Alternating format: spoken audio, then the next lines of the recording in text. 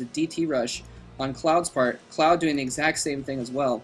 So while we've got a little lull here while they're both saving up, I'm going to switch over here and show you the group that they're both in. This is the first round of qualifiers down here at the bottom, G5 versus Cloud. The winner of that is going to go on to face a Zerg player named Flaff, who I don't know anything about, and apparently no one else does either. Everyone, when asked about Flaff, says, I don't know who that is. So he's kind of a mystery, but the real challenge of this group for whoever makes it up past the second qualifier is going to be Rhett. Rhett, bar none, hands down, one of the top few foreign players in the world right now. A very, very strong Zerg player, and his Zerg versus Zerg is a little bit shaky because he's only recently started to play that. He used to play TVZ, but I mean, he's been practicing it in Korea, so he's pretty good. But his ZVP is going to be top notch. So if Cloud or G5, whoever wins this matchup, moves on and beats Flaff, they're going to have a hard time against Rhett.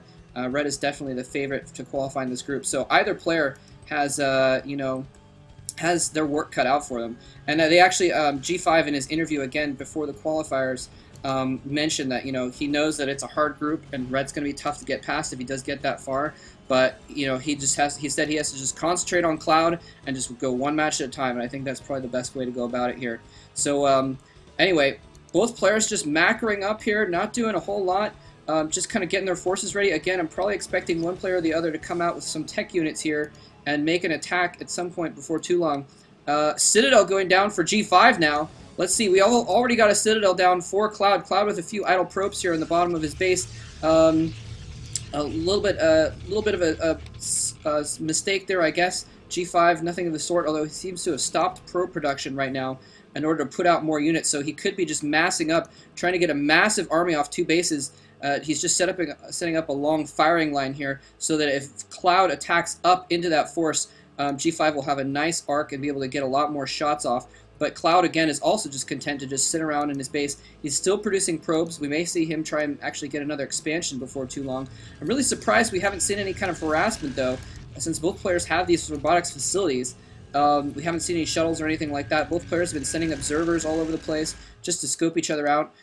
So both players are aware of the holes in each other's defenses, but we haven't seen anyone try and exploit that by doing any kind of well, I guess they wouldn't do a drop if they didn't have some kind of tech unit like Reaver or something like that. Cloud is a little bit ahead in his tech. He's got the Templar Archives up right now. He's producing some HT to start off with. So all HT actually, no Dark Templar at all, which is what I would have expected him to come out with a couple Dark Templar just to see if he can catch G5 off guard, sneak a Dark Templar in, drop it in the back, try and get some probe kills that way.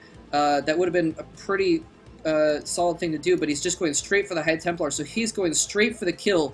He knows that both players have been massing up, and both players are. It's going to come down to a huge battle here in the middle. Once one player or the other decides they're ready to go, and in that battle, the tech units, the Templar, well, in a normal, well, in some situations it would be Reavers, but in this game there's not going to be Reavers. They both attack straight to Templar, so it's going to come down to the High Templar, and in this case, Cloud has a major advantage then because he's not only is he a little bit ahead in supply, he's been macroing up a little bit better, although a lot of that supply is going to be in extra probes because since he did not cut probe production as early.